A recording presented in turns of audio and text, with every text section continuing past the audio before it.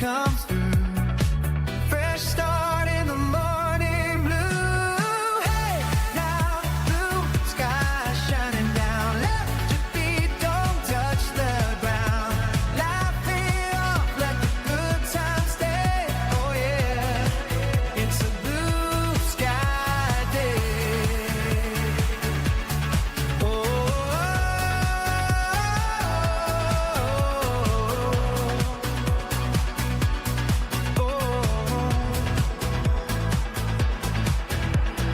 coffee, steam, and a smile breaks free. Simple joys are enough for me. Stones roll out, but I don't mind. Sun's still waiting on the other side. Turn it up, feel the sound. Good vibrations all around. Hey, now blue sky shining down. Lift your feet, don't touch the ground. Laugh it off, let the good times stay. Oh yeah.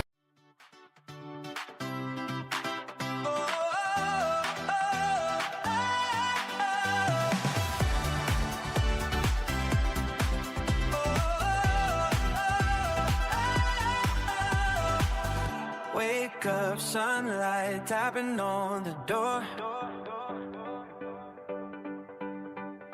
Feels like I've been here all before. Radio humming, the world feels right. Every little thing's in tune tonight. Shadows fade, the truth comes through.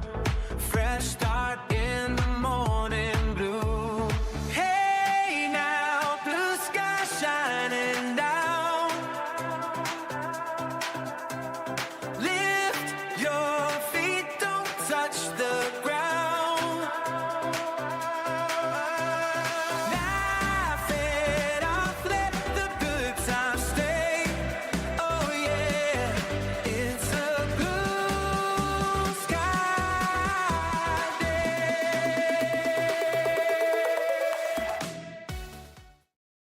Hey, good morning. You're listening to Conservative Cats. It's so great to be here with you this morning.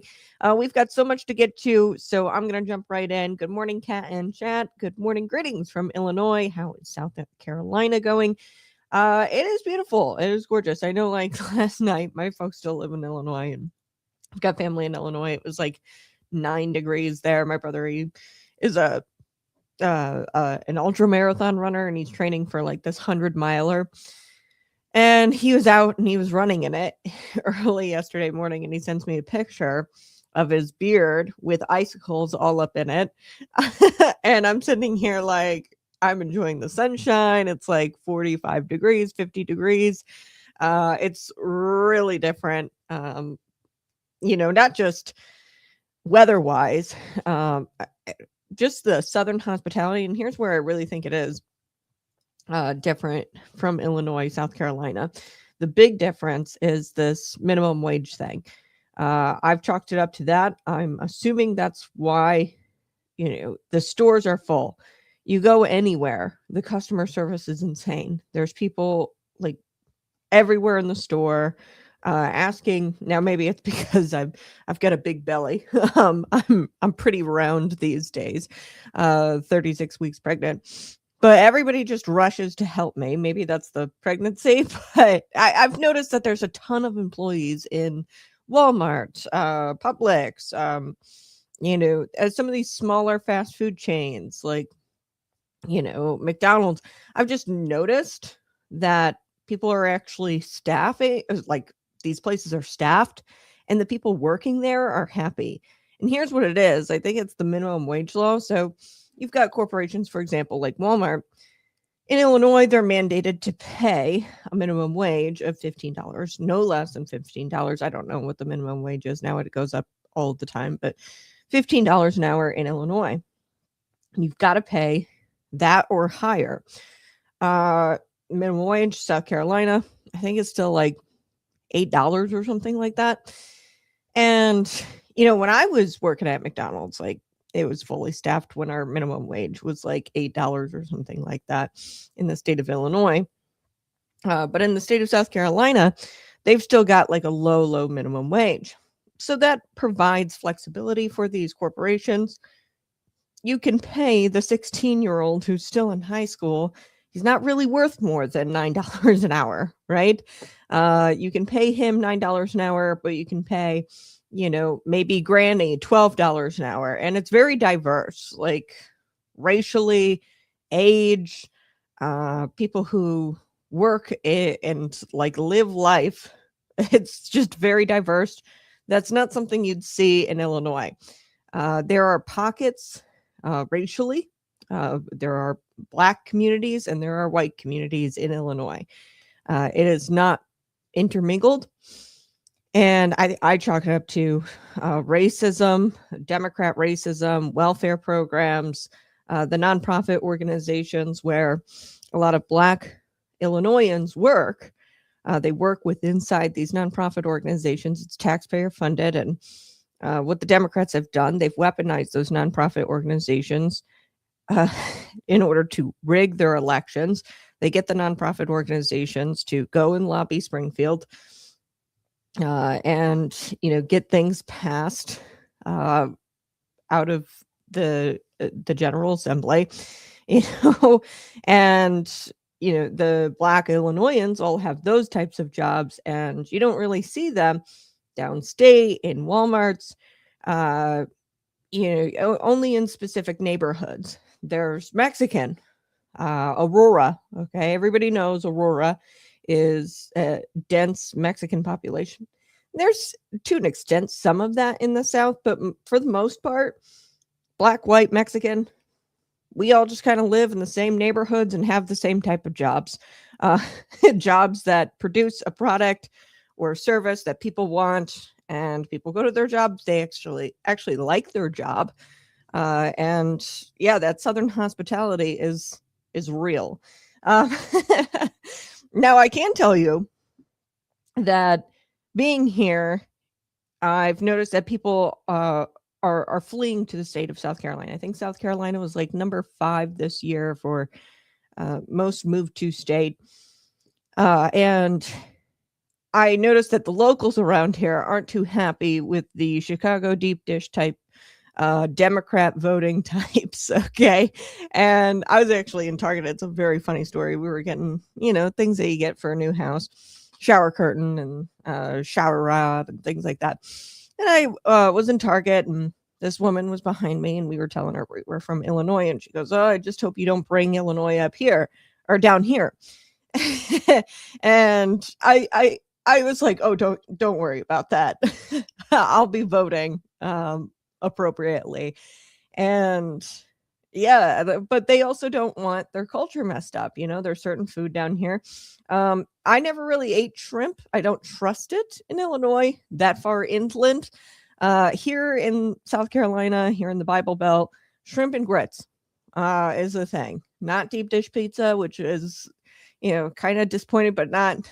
I love shrimp and grits, and I'm growing to love the food. And I'm assimilating, right? I'm not going to go somewhere and get all peeved off just because they don't have, a hot dog or a deep dish pizza. I'm going to try the Southern food, and I'm going to assimilate to the culture down here.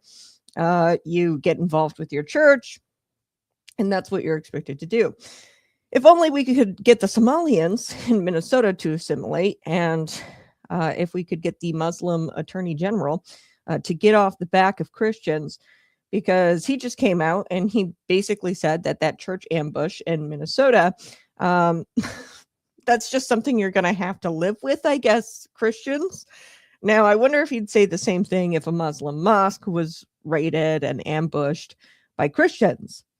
Probably not. So, yeah, I'm doing my best to assimilate. There's not vast cultural differences, like huge cultural or religious differences from, Illinois to South Carolina, but even the slight differences, I'm respecting, the culture down here. Somalians, they come here, they don't respect the culture. They're still cousin. marrying their cousins. Yes, 60% of marriages in Somalia are cousin marriages. You can tell definitely when you listen to some of the Somalian daycare workers try to justify their empty daycares online, that they are definitely products of cousin marriages. Anyway, we're going to get to the Muslim Minnesota AG saying, Christians, you just got to deal with your churches being ambushed. Okay, we'll deal with it. You might not like how we deal with it, though. I don't know. I am so shocked that Don Lemon and some of those agitators walked out of there with their life. There are church protocols, and some churches, you rush the pastor, you ambush the church on private property, you could be drug out or worse, right? So Harmeet Dhillon, Ku Klux Klan Act. Yesterday I talked about the Church Arson Prevention Act. That goes pretty far if you obstruct or interfere or disrupt a church service. You could be held in federal violation of the Church Arson Prevention Act. We talked about the FACE Act, how, Section 2 of that law extends to places of religious worship. That law was crafted in 1994. Crazy to even think that back then we were elevating, that's older than I am, 1994. Back then we were elevating abortion clinics to the status of places of worship, which tells you all you really need to know about Democrats. They actually view abortion clinics as places of worship because they are taking part in a religious ceremony where they sacrifice children to their pagan gods, or they just celebrate death.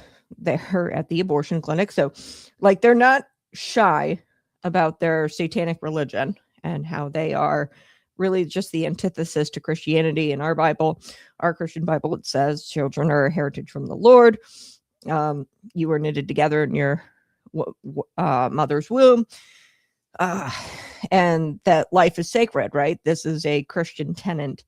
And the left, liberals, really are just anti-Christian, satanic, worship the devil. So their places of worship naturally are abortion clinics because they celebrate death and death culture. So in 1994, I'm assuming that was under Clinton. I don't know what the congressional makeup was back then, but even back then they were out and proud about how abortions and abortion clinics were, their places of worship and where they can participate in their religious ceremony of killing children. So wild stuff. But Harmeet Dhillon, I talked about those two, the FACE Act and the Church Arson Prevention Act. But I didn't talk about this one. And Harmeet Dhillon kind of drops this bombshell on us and says she's going to use the Ku Klux Klan Act. And I'm like, wow, that's awesome. If it actually happens. I'm not a big fan of Harmeet Dhillon. I think she dropped out of her race for governor against Kathy Hochul. I lost a lot of respect for her when she did that.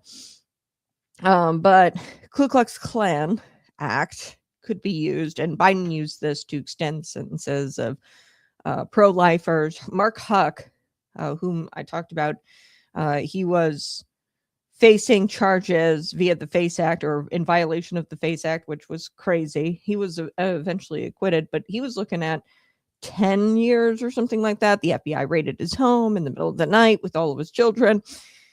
It was, I'd imagine, terrifying. And they slapped him with 10-year sentence.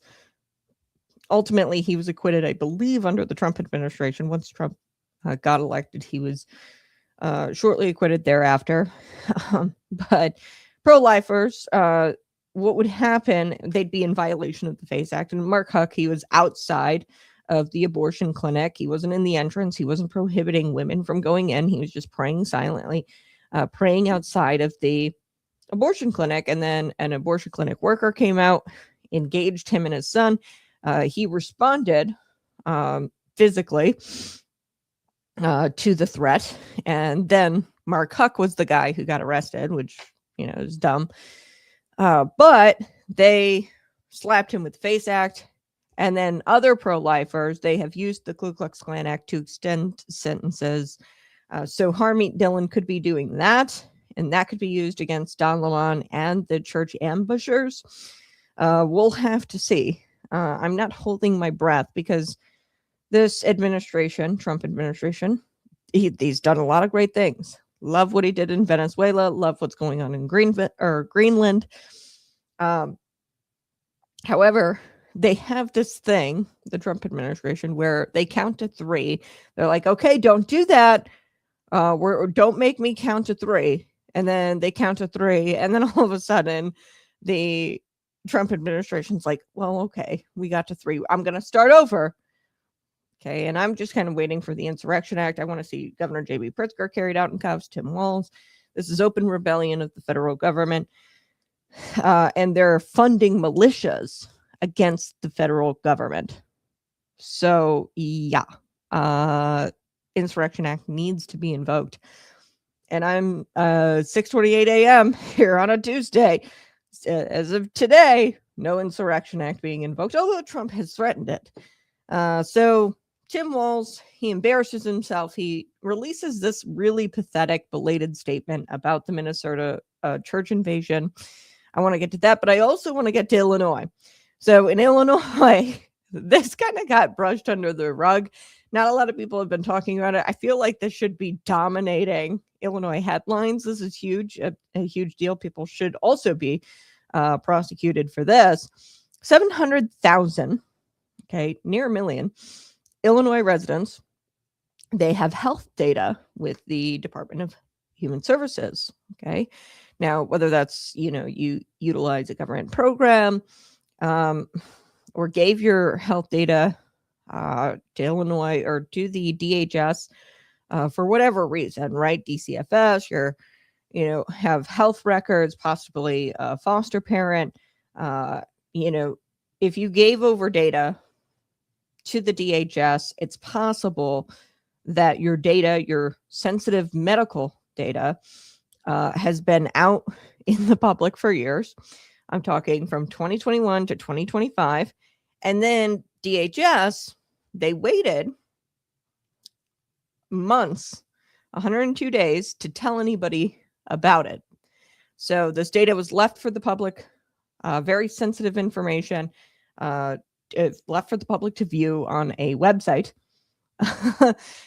because according to the DHS, their settings were wrong on the website. Their privacy security settings were wrong. Like, who have we got working over at these state agencies? Grandma, no offense to grandmas out there or the elderly, but like, these are basic privacy settings, and I don't even know if it was an internal, like this was DHS state agency employees who were operating this website that housed this data publicly for years, or if it was a third party. I don't know because they won't say anything. So we're going to talk about that because I think that should be dominating the headlines here in the state of Illinois over anything else. A lot of people are talking about the gubernatorial races, and I'm excited for them. I think there's like 4 candidates. You guys know I'm for Darren Bailey, simply for the fact because he's a man of faith. It takes great courage to step out in faith and do something that God calls you to do, although it would be more comfortable for you not to do it. That alone makes me want to vote for Darren Bailey. But this is more that we should be focused on this. And I really think that we need to arrest people because you can't wait months to tell people, according to federal law, that their data has been left for the public, has been breached. You have to tell people within 60 days, according to federal law. That didn't happen. So who are we arresting at the DHS, the Illinois Department of Human Services? I want to know. All right. Let's get to Minnesota first. I'll get to the attorney general, the Muslim attorney general, who says just expect this from now on. Churchgoers, Christian churchgoers, get used to it. Right? Church ambushes. I'll tell you right now, if your church is not having a conversation with your security teams and the protocols, hey, what do we do to take down or to, shut down the disruptors? You need to talk with your pastor and you need to talk with the security team there, because it's not safe, especially if you live in Minnesota. It's not safe to bring your children to worship service if there's going to be a bunch of commie radicals running around. Okay, so you need to have a conversation with your security team, with your pastor. Hey, what is the protocol? Should I be prepared? Are there people who are concealed carrying at the church? Because we've seen, actually just like a year or so ago, somebody like rammed their car into a worship service. Like, this is starting to get really out of hand. And you need to have a conversation with your security team and pastor. Anyway, so do you guys know who Saul Alinsky is? Saul Alinsky, he's out there somewhere, I'm sure, cackling, gleefully cackling, laughing, because Democrats have ran cover for these commie radicals who are just brutally and viciously ignoring the rule of law in Minnesota. And Saul Alinsky, and I'll get to him here in just a second, it's kind of fascinating. Rules for Radicals. This was an assigned reading. I opted out of it, so there were two books that we could have picked from. Rules for Radicals, and I think in my high school class, and now I'm like, 26, graduated in 2017 from high school. I'm older, and I thumbed through pages of Rules for Radicals, and I was like, man, they were really trying to indoctrinate us. I forget what book I selected. I didn't choose the Rules for Radicals. It was, I don't know, To Kill a Mockingbird, I think, something like that. But Saul Alinsky, he's got this Rules for Radicals, and he is out there cackling with glee over the fact that Democrats are providing cover for these commie radicals who are out there blatantly violating laws in Minnesota. So the latest elected official to earn Saul Alinsky, this is an author of the Rules for Radical book, the latest elected official to win over his approval here has got to be Minnesota Attorney General Democrat Keith Ellison. So Ellison, he's a Muslim, and he's the top law enforcement officer in the state of Minnesota. So he appeared on Don Lemon's live stream on Monday. So this was after Sunday, after the Sunday ambush of the services at the city's church in St. Paul. And, it was an ambush of anti-ICE agitators. Don Lemon, is in a great deal of legal trouble. Like we opened up the show, KKK Act, the Ku Klux Klan Act, the Church Arson Prevention Act, the FACE Act. I hope that they try all of it. The DOJ, Harmeet Dhillon, not holding my breath. We'll see. But he could be in some major legal trouble over this disgraceful incident. He also possibly colluded ahead of time with these agitators, and that is what the DOJ is looking into. The KKK Act, it's all about collusion and coordinating an attack on a place of religious worship or an attack on people who are exercising their God-given rights. Okay, so as for the Assistant Attorney General for Civil Rights, Harmeet Dhillon, she revealed yesterday that Don Lemon could face federal charges, saying he went into the facility and then he began committing journalism as if that's a shield from him being embedded, being an embedded part of this criminal conspiracy. And I'm quoting Harmeet Dhillon, and she said, it isn't. So this isn't a shield. He was using this. I'm a journalist and I have to go in there. That's not a shield that you can use. This is private property. obtaining a degree myself in journalism, like that's a big no-no. You have to get press passes. If you're going to, be on private property, you have to talk to the people ahead of time. Sidewalk is safe. Public spaces are safe. You can't use the whole journalism thing as a shield, man. Okay.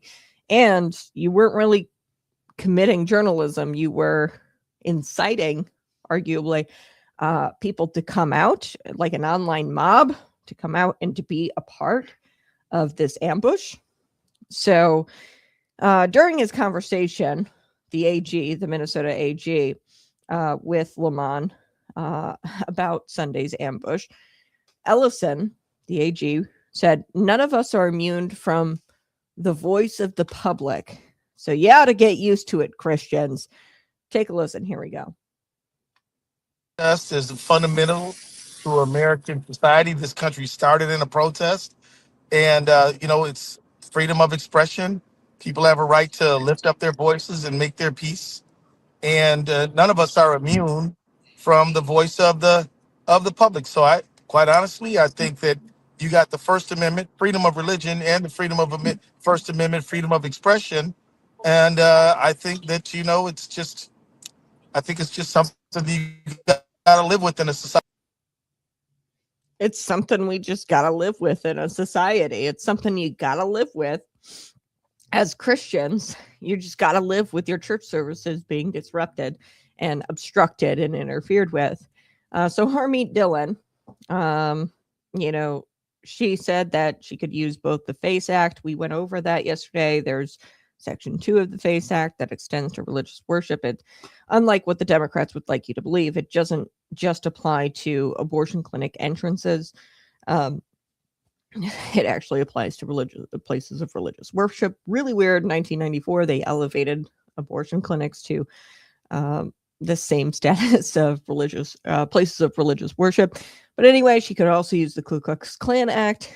They could be used against those who threatened, hurt, or intimidated people and prevented them from exercising their God-given rights. This is what she says. Now, Keith Ellison, he's an attorney general. He knows the law. Okay. I did really quick research on the FACE Act, KKK Act, the Church Arson Prevention Act, and it's pretty damn clear that there are several violators of all three of these federal provisions, federal law, or federal codes. So Keith Ellison is fully aware. Okay, there's no way he's not. He's an attorney, right? He's got to know the law. He's got to know full well that the ambushers had no right to enter private property of this church and stop worship. So the act of stopping worship, that in and of itself, is a violation of the Church Arson Prevention Act. The FACE Act, they went in there and obstructed religious worship, or obstructed or disrupted a place of worship. So that violates the FACE Act. Now, the KKK Act is really fascinating. But Ellison, he's happy to turn a blind eye to it all, of course, because as long as the brown shirts, and that's what these people are, they're Nazi-esque. And I will go out and start calling these people Nazis, because he's providing cover for these commie radicals, and they are following a playbook. Okay. And I'm going to get to Alinsky, the Saul Alinsky, his Radical Rules, or Rules for Radicals book. I think they're following that book. And, it was kind of my age group that was exposed to that book. I know several people who have been assigned to that as freshmen in college. Again, later in college, I think that book came up my sophomore year of college, an excerpt, and then we had to write an essay, when I was, Rules for Radicals. I was going for journalism. Wait a second. I'm not trying to get a degree in radical activism. I'm trying to get a degree in journalism. Why the hell would I have to be required to read Rules for Radicals? Anyway, they're following a playbook, and they're brown shirts. Okay. And Ellison Keith Ellison, the Attorney General in Minnesota, he's running running cover for the chaos. And chaos, of course, is Ellison, Tim Walz, their justification for seizing more power. And how do they do that? And I've talked about this extensively. Tim Walz, Ellison, the entire state of Minnesota, they have an apparatus, this nonprofit apparatus that keeps them in power. So this nonprofit apparatus, what they do, they funnel tax dollars into these nonprofits. These nonprofits may or may not provide services for the taxpayers in exchange for the taxpayer money. We saw this with the daycares, the Somalian daycares. In that example, they are not providing services, rather hoarding money. And this buys their loyalty, the nonprofit apparatus. And then what happens, and buys them jobs and keeps them with these exorbitant salaries, which is where all the money is going and not actually to services. And in exchange for that taxpayer funded salary, what you're going to do is get out the vote for Democrats. What you're going to do is launch lawfare in our court system, because we're going to rig the elections. We're going to have taxpayer funded foot soldiers. That's rigging the election. And then we're going to take over the court system, and we're going to have these nonprofits sue the federal government, sue conservatives, and fight them all in court. So this is how they seize more power. Okay. Chaos. And when there's chaos, nobody's paying attention to this nonprofit apparatus. And in fact, a lot of these nonprofit groups start to collect even more donations. For example, let's just say an immigration group, right? An immigration nonprofit. Insert, one of the thousands in Minnesota here. What they'll say is, we need more donations to protect our immigrant community from ICE. And then they get all kinds of donations on top of the taxpayer dollars. So Alinsky, I mentioned his Rules for Radicals playbook. Okay. And I know that people my age were exposed to this book as required reading. If not required, it was definitely introduced to you at some point in your high school and college career. Okay. So Alinsky, I'm just going to read through some of his rules, and you stop me when it starts to sound, oh, this is a playbook. They're trying to take over the country. This is an insurrection. Rule number 1 from Alinsky's Rules for Radicals. Power is not only what you have, but what the enemy thinks you have. Rule number 6. A good tactic is one your people enjoy. Okay. Rule number 8. Keep the pressure on and never let up. So here's the thing. If these are Keith Ellison's terms, he's got a loose interpretation of the law here. Keith Ellison, he says, deal with it. You're going to have to live with this now. Okay. If it was a group of Christians storming a mosque, Ellison's mosque, he's Muslim, I wonder if he would say the same thing as, hey, it's just something you've got to live with. I don't think he would. And I think Keith Ellison, Tim Walz, these radicals on the ground, they're following Saul Alinsky's Rules for Radicals. They're going to keep this up. If Harmeet Dhillon, Attorney General Pam Blondie, somebody so lovingly called her in the comments section, if Pam Blondie and Harmeet Dhillon, don't get serious, and this is what happens when you put women into these positions. I just don't get it. The Trump administration screwed up with Pam Blondie. We should have had Matt Gaetz in there. I said that from the beginning anyway. So if they don't get it together and make an example out of Don Lemon and some of these agitators, we are going to see them never let up. Okay. Rules for Radicals number 8. keep the pressure on, never let up. This is a tactic our people enjoy. Why? Because they're anti-Christian and they're enjoying this tactic of storming churches. That's rule number six. And like we've got to come out and make an example out of these people, because otherwise they're going to keep following their rules for radicals. I want to leave this story on a lighter note.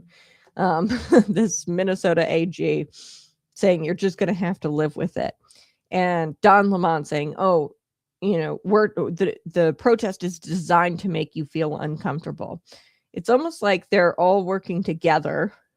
And that's what I'd imagine Harmeet Dhillon is trying to prove in the KKK Act, through the KKK Act, if she chooses to prosecute on with that, that they're all kind of colluding together.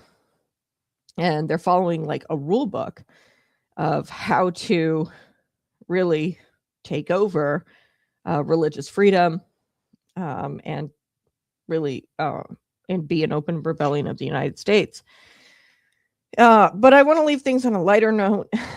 Here's a very funny take on Don Lemon. It's a tweet somebody put out there.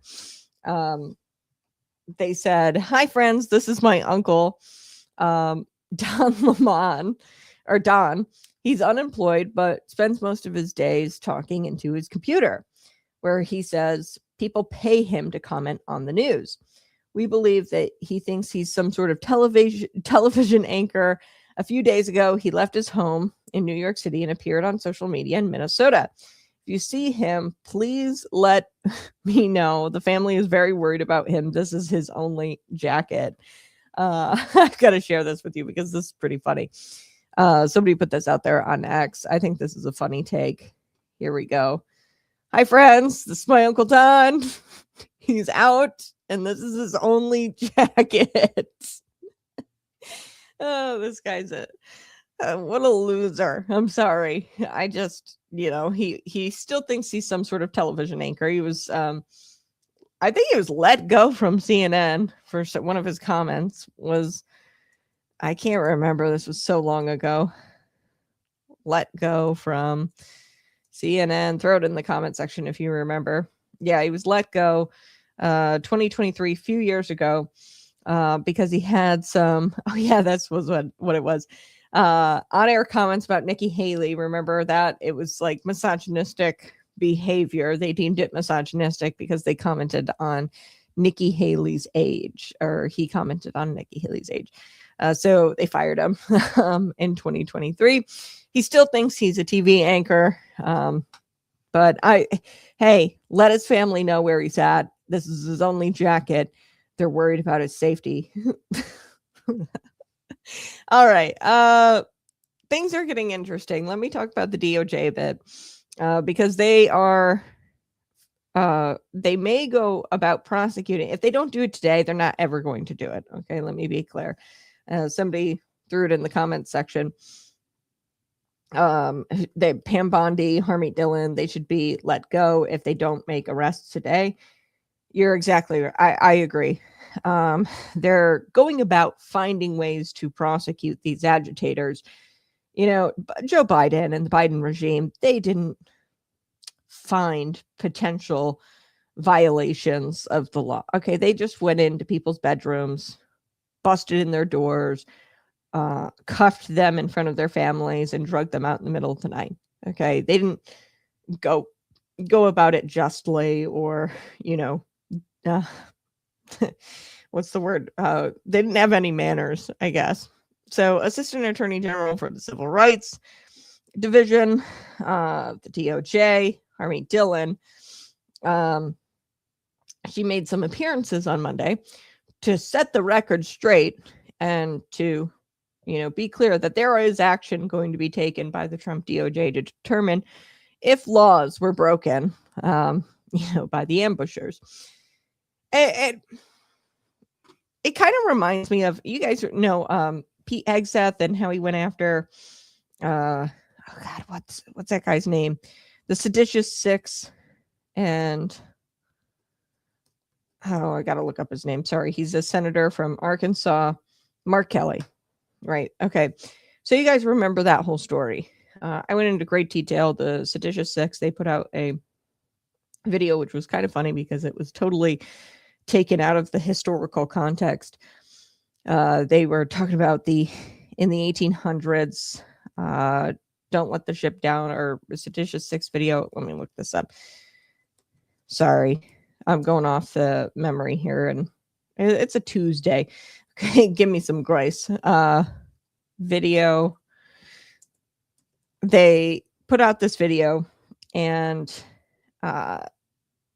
they were talking about the 1800s, or making a reference to the 1800s, where, don't go down, or go down with the ship, or something like that. I forget what it's called.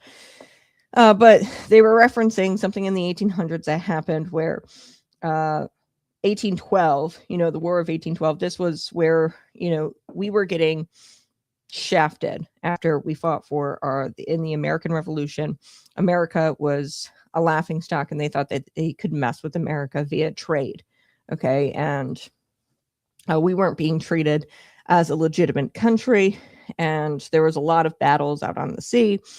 And there was this guy,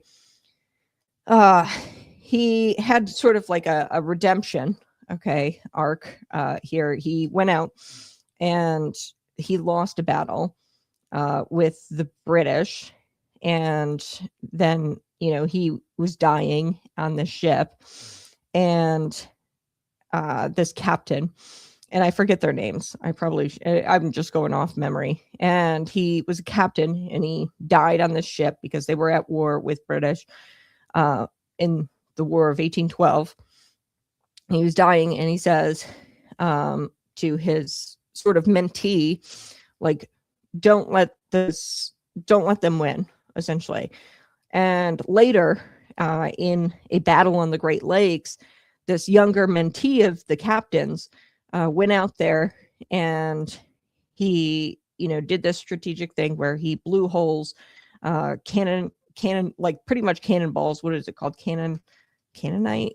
I think that's no. Cannon, like it was, they're like bullets that are like almost like mini cannonballs, and they used those, and there was really cool strategic Navy thing that happened. And essentially the mentee won that battle. And they tried to like compare the Seditious Six in the video, to military men and women standing up to President Donald Trump's so-called illegal orders, the illegal orders of blowing up Venezuelan boats. Although they never really said that out loud, that, hey, it's the blowing up of Venezuelan boats that are illegal, the Seditious Six, they, implied that there were illegal orders, and, you need to be like the people in 1812 who stood up and didn't back down from a fight, which is so weird because the whole premise of the 1812 war there and that story is that, hey, America can't be a force, or is not a force to be reckoned with. We will make a comeback. You might have us down on the ground right now, and we are down on the ground with the fentanyl crisis. Venezuela was pouring fentanyl into our country via the Chinese, manufactured by the Chinese. They're trying to take America down from within. But hey, we're not going to be down for very long. Donald Trump said, I'm going to blow up all of these Venezuelan drug boats. And then ultimately he goes and kidnaps their leader, he does an extradition to get him back to the United States to answer for his indictment. But anyway, the Seditious Six, I brought this up because, I'm disappointed with Pam Bondi and the Trump administration, because it seems like they are constantly saying, like, don't make me count to three. So it's very clear Senator Mark Kelly of the Seditious Six, he is a former, I think, veteran. Yeah, a former veteran and like retired veteran. And Pete Hegseth went after Mark Kelly, and the Pentagon came down with a punishment. And the punishment was like stupid. was like he had to pay like a small portion of his like pension. And like when you read the military code, like inciting people or directing current members of the military to not follow lawful orders that the commander, the commander in chief is issuing, like that's treasonous. Okay. And when you read the military code, you're like, wait a second. If they were following illegal orders, there is some sort of immunity for that even. Okay. So if they are, directing you to kill prisoners of war or do something that's blatantly illegal and you refuse, like you're protected. But to an extent, reasonably, if you're following an order and you don't know if it's illegal or not, you're covered and you're fine. If we were in an actual war with Venezuela, Mark Kelly could have been killed. That's what the military code says. Like, if we're in an active war and you're telling our military troops not to follow the commands of the commander in chief, and we're in active war, that leads to a hanging, a public hanging, or quite death, punishable by death. So and not that we were in an active war. That's not what I wanted from Mark Kelly, but life in prison. That was definitely on the table. I thought some sort of prison sentence for insubordination and threatening the military chain of command. But I think that their ultimate punishment, and he can appeal this, his ultimate punishment was like something gay, where like he had to pay a little part of his pension, which is just so stupid. I'm like, okay, so forgive me if I think that the Harmeet Dhillon and Attorney General Pam Bondi if they're not going to do anything, because I look at what Pete Hegseth did. And I like Pete Hegseth, but this Trump administration, they've got this habit of counting down to 3. And then when they get to 3, nothing happens. The seditious 6, all of them should have been prosecuted, all of them. But they went after Senator Mark Kelly because he was still like collecting a pension, I suppose. And they went after him for insubordination and the military, threatening the military chain of command.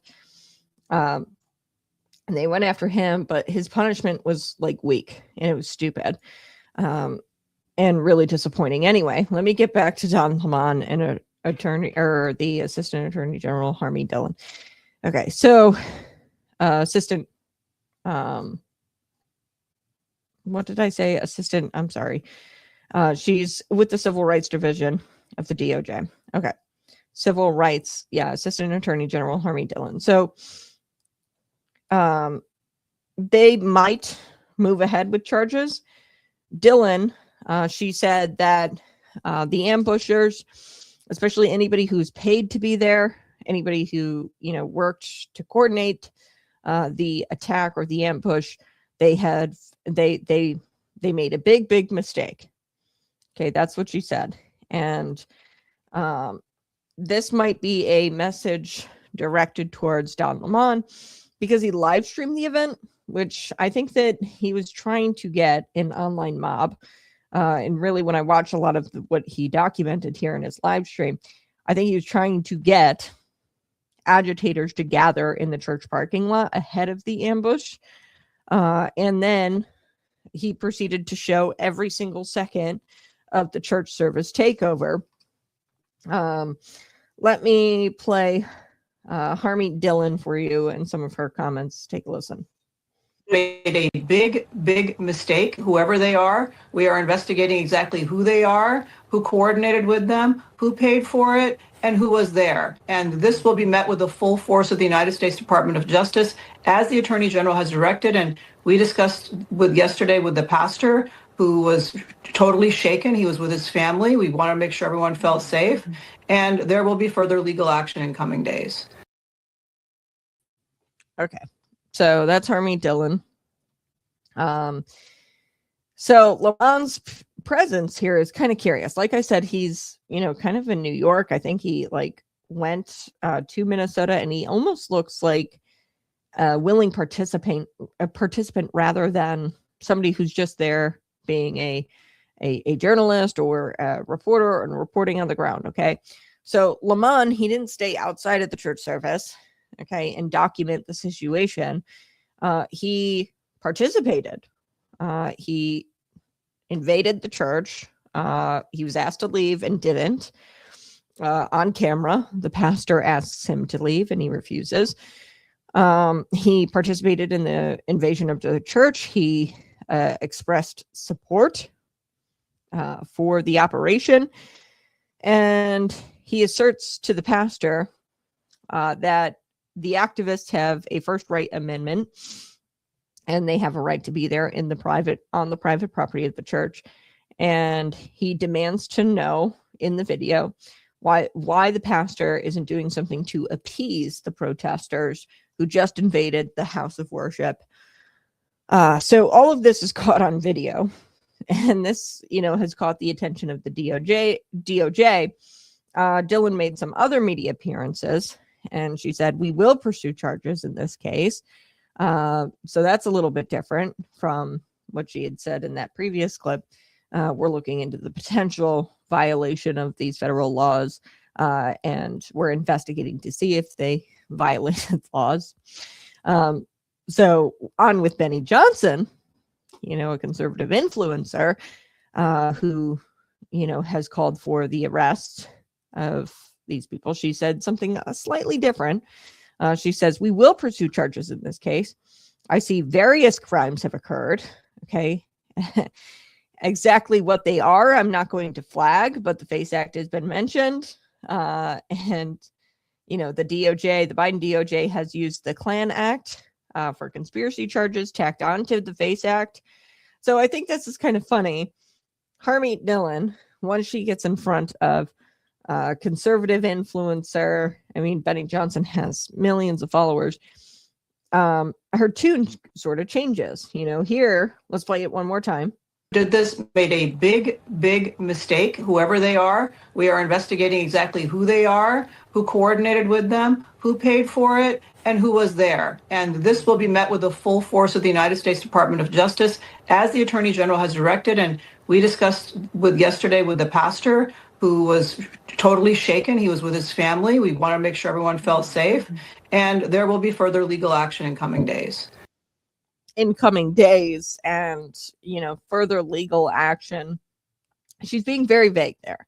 Okay, here she has a different tune. Take a listen. Two charges in this case. I see various crimes that have occurred. Exactly what they are, I'm not going to flag, but the FACE Act has been mentioned as one of the predicates there. In other cases, this is so fascinating to me. She's on with a different set of media people, and she says, we're investigating, keeps it kind of vague. Here she says, there are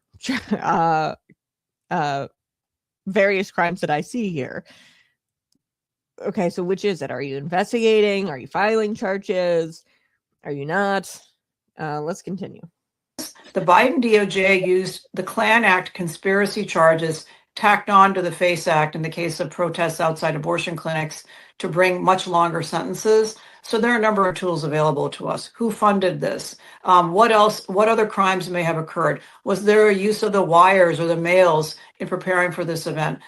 Did anyone cross state lines to do this? All of those are potential predicates for additional federal charges. I've just pulled up the Klan Act because this is the first time that I've heard this mentioned. This is a act that was passed in 1871, correction there, to combat the Ku Klux Klan and protect African Americans' voting rights, especially the Enforcement Act, which is known as the Force Act. So here's some of the information on screen. Would you mind breaking down for us, because we have just read the FACE Act and how this is an affinity to the FACE Act, an obvious and egregious demonstrable violation of the FACE Act, because they were entering a place of worship, harassing and threatening. We just played a video of a bearded man, who was threatening to attack the Christians that were worshiping there. So it seems like an obvious FACE Act violation, but the Klan Act here, it is on screen. First time I've heard it mentioned. Can you unpack this for us, Harmeet? Yeah, the Klan Act is one of the most important federal civil rights statutes, and it goes back to the time when President Lincoln emancipated the slaves, and yet the southern states, Dixiecrats mainly, were refusing to give them equal rights. And in fact, that you had sheriffs and you had law enforcement harassing the newly freed slaves. So the Klan Act is a law that makes it illegal to terrorize citizens, to violate their civil rights, to get together and conspire to violate the civil rights. It is often used against law enforcement, but is now used against others as well. So whenever anyone conspires to violate the protected civil rights of American citizens, the Klan Act can be used to bring a conspiracy charge. We, in the federal law enforcement parlance, call this 241 and 242 civil and criminal conspiracies. And so what the Biden administration did is, if three grandmas got together to pray outside an abortion clinic for the souls of the people inside, and including the unborn children, they would say, oh, that's not just a violation of the Klan Act, that's a conspiracy to violate the civil rights of women going in there to get abortions. And so we're going to add additional charges and punish that more and make it from a misdemeanor under the FACE Act to a felony under the Klan Act. And President Trump pardoned the pro-life protesters in those cases. I have recently defended successfully in the 11th Circuit a case called Oropesa, a case of Jane's Revenge, the pro-abortion protesters violently attacking crisis pregnancy centers in Florida. And we had the court uphold the Klan Act criminal enhancement to the FACE Act. So I know this is very deep in the weeds, but the point is, there are a number of things. The FACE Act is just the start. Like I said, you have material support for disruptive activities. You have conspiracy to violate civil rights. You have potentially the use of other instrumentalities to commit crimes. And so some of these folks who did this have self-identified. Don Lemon himself has come out and said he knew exactly what was going to happen inside that facility. He went into the facility and then he began, quote unquote, committing journalism. And as if that's sort of a shield from being an embedded part of a criminal conspiracy. It isn't. And so, we're getting our ducks in a row. We're putting the facts together. And this is a very serious matter. Come next Sunday, nobody should think in the United States that they're going to be able to get away with this. Everyone in the protest community needs to know that the fullest force of the federal government is going to come down and prevent this from happening and put people away for a long, long time. Okay. So she just sounds so different on that show than she has on other shows. Okay. She sounds very sure of herself that they are going to be putting people away for a very long time. In other appearances, she seems a little milquetoast, where she's like, we're investigating. So the KKK Act makes it illegal to threaten her or intimidate people and prevent them from exercising their God-given rights. Here's what Dhillon said. Don Lemon himself has come out and said exactly what was going to happen inside the facility. He went to the facility and he began committing journalism, which it was not really journalism, because he was, I think, at a point telling people like where they were, an online mob. People were showing up in the parking lot of the church.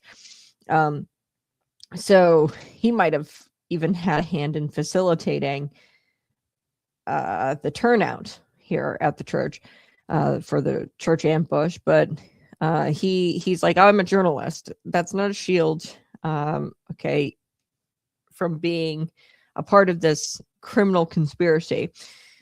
So Dhillon reassured us that the DOJ is following the proper legal procedures. We know the Biden regime didn't, so I don't know why they are following the proper legal procedures to pursue federal charges against those who stormed the city's church on Sunday. Now, to those of you, this is what she says, asking about the arrest. Minnesota state prosecutors could have made the arrest, but the DOJ has to go before a federal judge and obtain an arrest warrant. Okay, so they're going through the proper legal procedures. Make no mistake, Pam Bondi, the Justice Department, will pursue federal charges in this case. So I've heard a couple of different things at this point from the DOJ, from Harmeet, from I haven't seen really much from Pam Bondi at all on this. But President Donald Trump did say, Tim Walz and Democrat leaders in Minnesota, if they're not going to pursue justice against these agitators and bullies, that the Trump administration will. So I don't know. Has yet to be seen, I suppose. I do want to play one more clip before we get to Governor Tim Walz and what he had to say about the church invasion, because it was really disgusting. It was a written statement released by his office. He would have been better off staying silent on it. But take a listen. This is another part of the Benny Johnson show where he had Harmeet on. Take a listen. Frustrated, where are the arrests, etc. Let me explain that for you and your team, Benny, because state prosecutors could have arrested some of these people yesterday. They don't have some of the same hurdles that we do in the DOJ. When DOJ, we gather our facts, we go to a federal judge has to issue the search warrants. We all know what the federal judges are doing right now in Minnesota. We will pursue charges in this case. I see various crimes that have occurred. Exactly what they are, I'm not going to flag, but the FACE Act has been mentioned as one of the predicates there. Okay. So, she says that the state could have gone after these people for, just simply trespassing, right? On camera, Don Lemon is asked to leave and he doesn't. When you're asked to leave private property and you don't, that's trespassing. So these people could have been cuffed, of course, by the state, but we know that they won't because the state is an open rebellion. So it's kind of silly for Harmeet to even bring that up. Like, the state is an open rebellion of the federal government and of the United States of America, and the Insurrection Act has to be invoked. So they're not going to, uphold the law in any kind of way. They're definitely not going to, go after these far left whacktivists because they are foot soldiers. They are paid. Probably some of them might have been paid with taxpayer dollars to be there that day and ambush. So they are paid militia. So to think or to even suggest that, oh, it's possible that the state could have done it. Well, yeah, if the state wasn't an open rebellion of the United States of America, I guess it would have been possible, but they're not even a part of the United States anymore. What makes you think that they're going to uphold any kind of law? Those are paid militias that were invaded, likely the church. So Tim Walz was mainly silent for a long time, over 24 hours, and that speaks volumes about his leadership. Okay. But like I said, we shouldn't expect, you can't expect a cat to bark, right? This is a state that is an open rebellion of the United States. A lot of these far left whacktivists are wreaking havoc in the state in response to the presence of ICE, and they're doing so at the behest of leadership in Minnesota. Tim Walz, the attorney general there, Keith Ellison, they're doing it on behalf of politicians who are inciting them to do it with their rhetoric. And beyond that, they're getting paid through these taxpayer-funded nonprofit organizations to be there. Megyn Kelly, I think she was out on the streets in Minnesota. She goes, "Why aren't you at work today?" And then one of the activists shouted out, "I'm getting paid to do this right now." Yeah, a lot of it's probably paid for through your tax dollars, Minnesotans. So the failed 2024 Democrat vice presidential nominee, Tim Walz, gave remarks surrounded by leaders, community leaders, purported community leaders, not that long ago, where he warned that ICE agents could potentially go into places of worship like mosques and start detaining and deporting Somalians. Okay, that would be very different. It wouldn't be like ICE is violating the FACE Act because they would have arrest warrants, okay, for these, or deportation orders for these Somalians, and they'd be carrying out a deportation order. And Sorry, but our laws don't extend to illegal immigrants. Okay, so the FACE Act only protects American citizens and their civil rights and liberties. You don't get those as an illegal because you're not a citizen of this country. Okay, so even if they were to have done that, but they haven't gone into places of worship and deported people. They haven't targeted places of worship. So this is what Tim Walz said at the time, not long ago. He says, I fully expect and I am preparing for an influx of more agents, more of the very visible public theatrics of the raids, of the harassment. Tim Walz fearmongered this right before Christmas. Okay, so he was fearmongering and he was saying, I would not put it past this administration to target midnight mass services amongst folks going to worship because that's who they are. Nobody targeted churches, mosques, none of that ever happened. Although I would argue that would probably be the best place. Go into a mosque, deport all of those Somalians that are, worshiping in the mosque. That would probably be the best place to target and find your illegal aliens. And I mean, the Biden administration, they had FBI agents sitting in on Catholic mass to find domestic terrorists, whom they deemed domestic terrorists, parents who would speak up at school board meetings. They'd go and they'd find these domestic terrorists who were in Catholic mass, and they'd have FBI agents sitting in mass spying on religious services. So actually the Biden administration did do that. They did target services, and they tried to find the domestic terrorists in these congregations.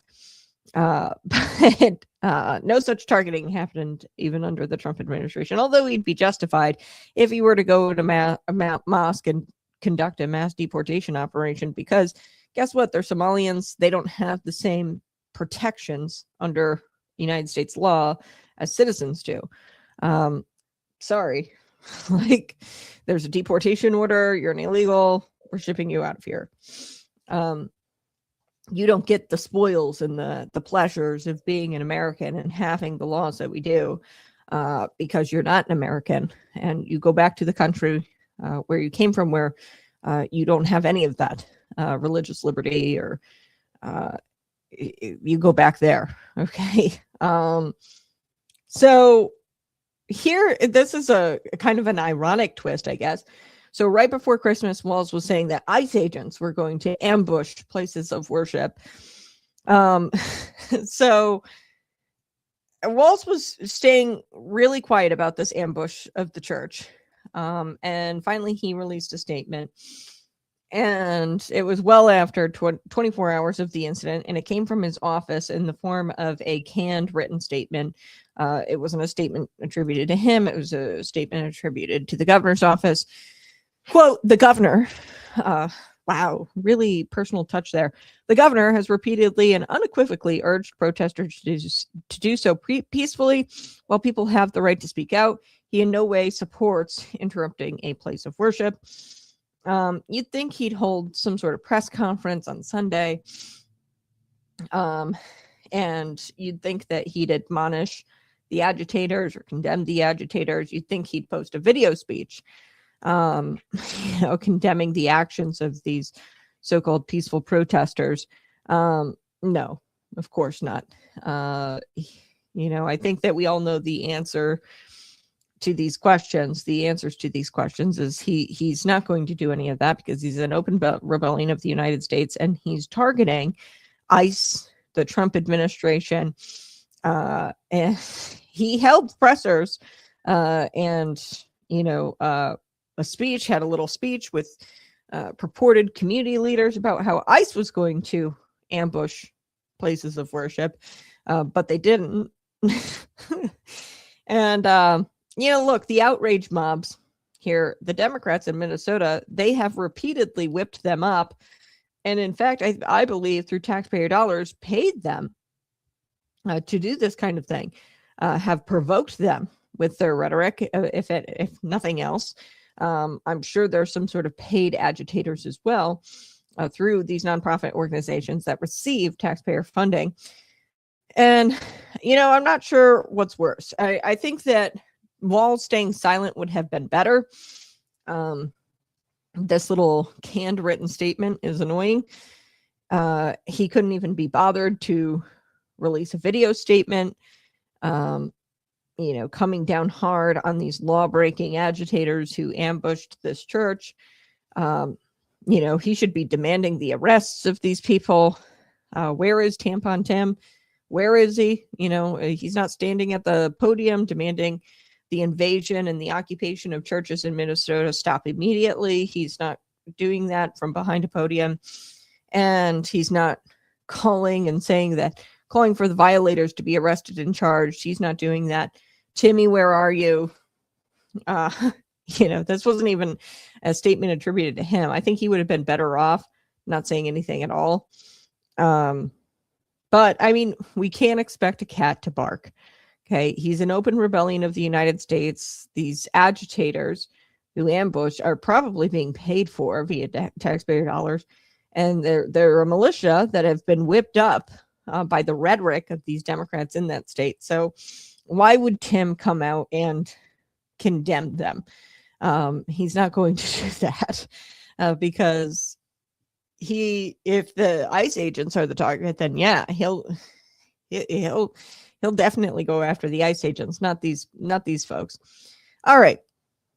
Let me get to Senator Bernie Sanders. I do have to take a quick break. And then I'll come back.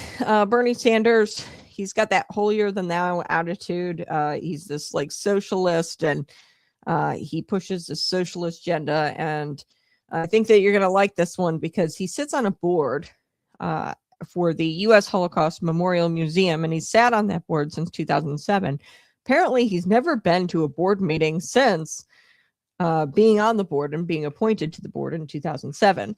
So he hasn't gone to a single meeting, despite the office of the U.S. Holocaust Memorial Museum being within walking distance of his office. We're going to chat about that. Be sure to come back after the break. You're listening to Conservative Cat.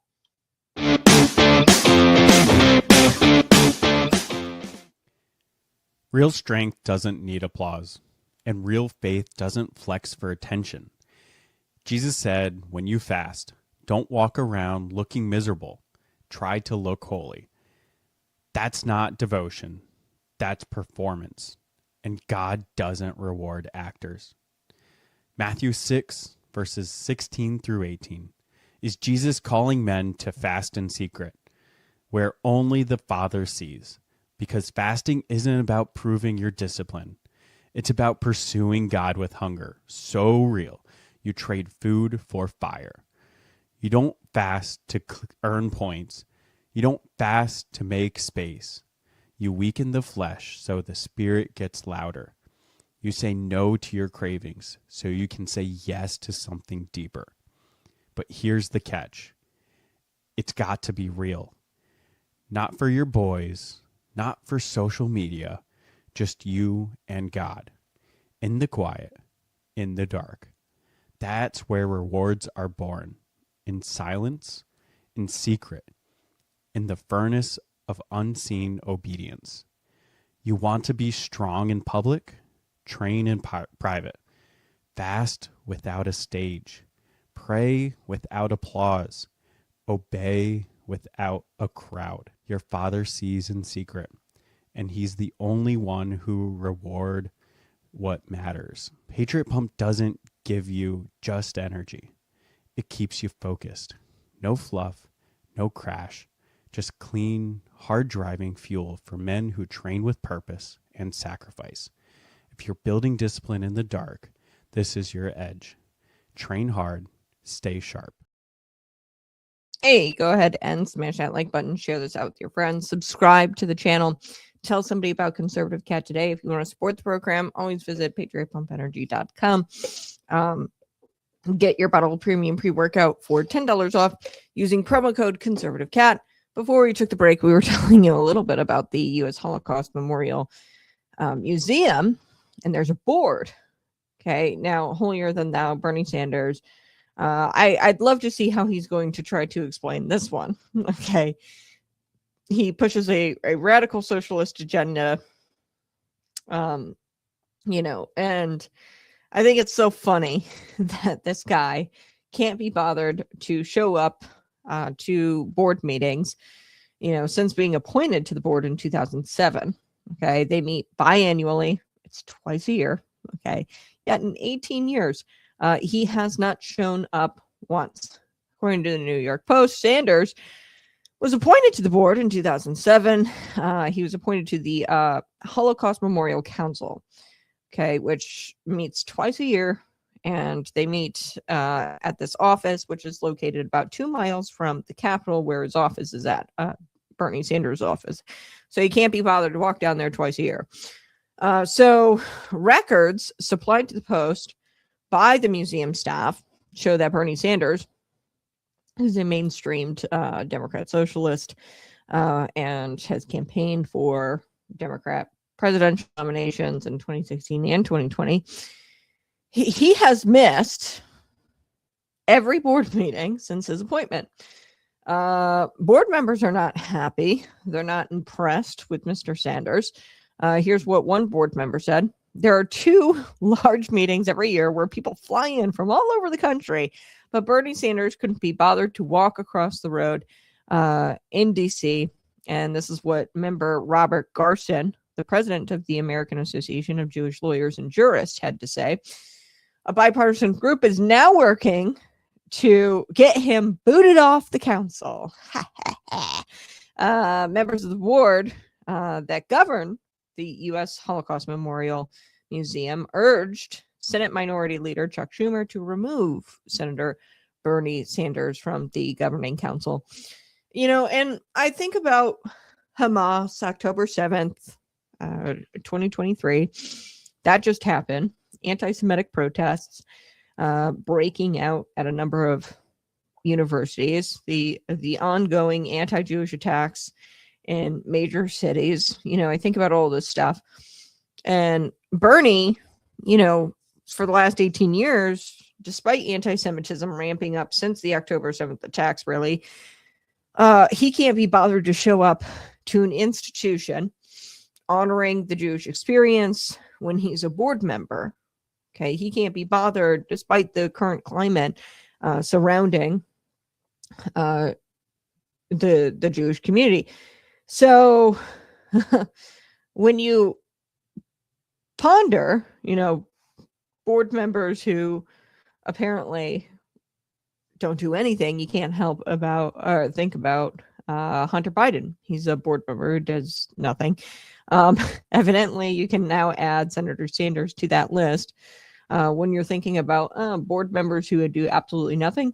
Oh, Senator Sanders, Bernie Sanders, he's on that list with Hunter Biden. So it's time for him to go. That's not according to me. That's according to all the board members who actually show up biannually. So what's actually going to happen is they are seeking his replacement, citing concerns over prolonged non-participation. 18 years of not showing up at a time of rising anti-Semitism and renewed scrutiny of Holocaust education. Several board members told the Post that regular attendance is essential to fulfilling the council's responsibilities. I don't know why it took them 18 years. Maybe the rising anti-Semitism. That's why that they're kind of pissed about this now, the board members. But they signed a letter, all of the council members, and they said, "Hey, Senate Minority Leader Chuck Schumer, we are requesting that he be replaced by another Senate-appointed representative willing to engage actively and show up." Okay, so according to their website, the Holocaust Memorial Council was set up by Congress in 1980. Okay, so they have 68 members, 55 appointed by the President of the United States. So this is a big deal, this council.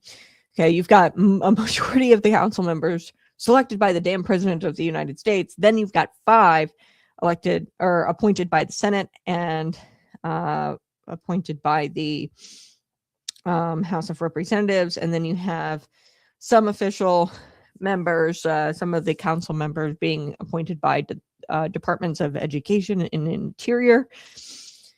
And State Senator Sanders' website says that he was appointed by the Senate to serve on this council. So looks like they could do with one less member. I don't think that they're going to be hurting because Senator Sanders does not, Bernie does not really do much. So I don't think that they're going to be hurting for another member because they've lived without a member because he's effectively not a member. And, you know, I think it's so funny. He can't even be bothered to go take a little walk, grab an Uber, travel less than 2 miles from his office to go perform a duty that is what, two times out of the year. But that's how Democrats do it.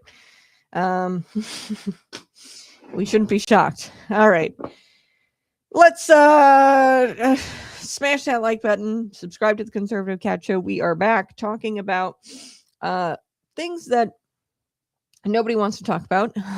We're asking questions, defending taxpayers who never get defended, and we are holding the government accountable because they have grown far too comfortable failing.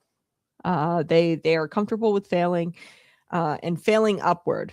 Okay, so for context, here in the state of Illinois, $30 billion budget, it ballooned under the Pritzker administration to $50 billion. They get more and more money to spend, but yet they fail more. And that brings me to today's story. Smash that like button, subscribe to the channel. That's a big one. And the mission here at the Conservative Cat Show is very simple. We believe in limited government. We believe in maximum transparency, and we believe in real consequences for the incompetent. The incompetent were the malicious. So that's kind of today's theme of the show. I want consequences for people. I'm sick of not seeing it. I want the Insurrection Act invoked. I want Mark Kelly to be sentenced to prison. The military code of conduct, or the military code, the law here is very clear.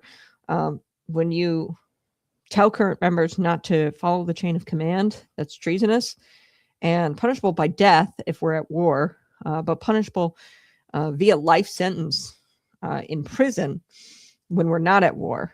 And, you know, Pete Hegseth, the Pentagon came down with a punishment that he can appeal, by the way, Mark Kelly, a punishment of like a little bit of his pension every year.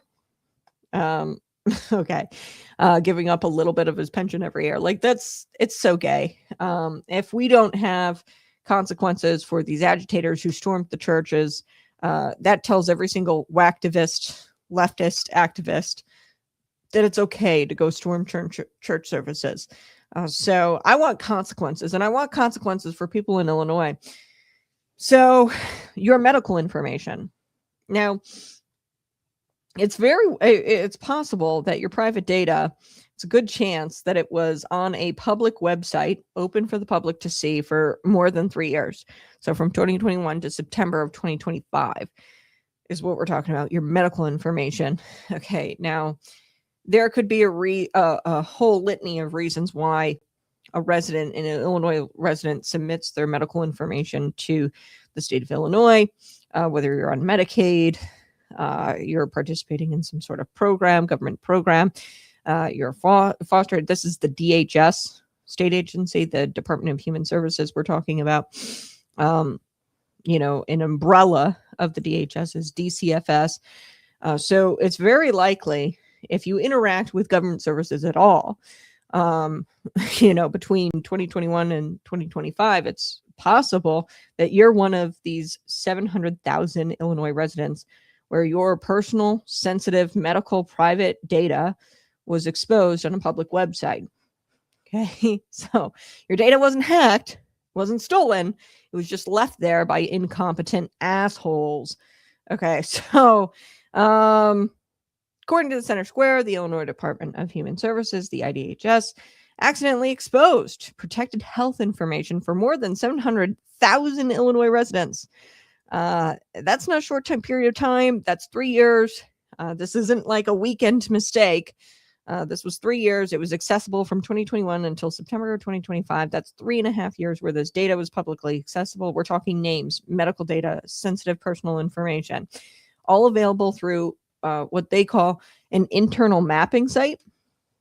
And the DHS, they released a press release early in January saying that the reason why all of this data was on the website was because of incorrect privacy settings. Now, privacy settings, very simple.